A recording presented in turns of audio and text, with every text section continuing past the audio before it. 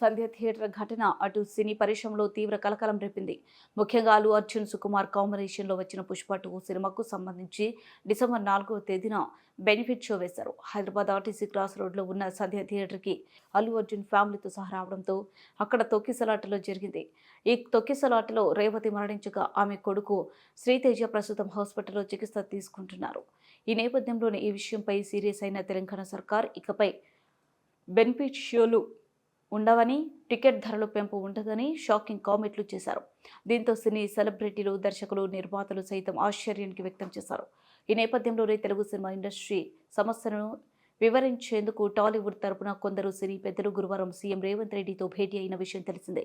ఈ భేటీలో సీఎం రేవంత్ రెడ్డి ఇండస్ట్రీకి కొన్ని ప్రతిపాదనలు చేయగా, ఇండస్ట్రీ తరపున సినీ పెద్దలు కూడా సీఎం ముందు కొన్ని ప్రతిపాదనలు ఇచ్చారు.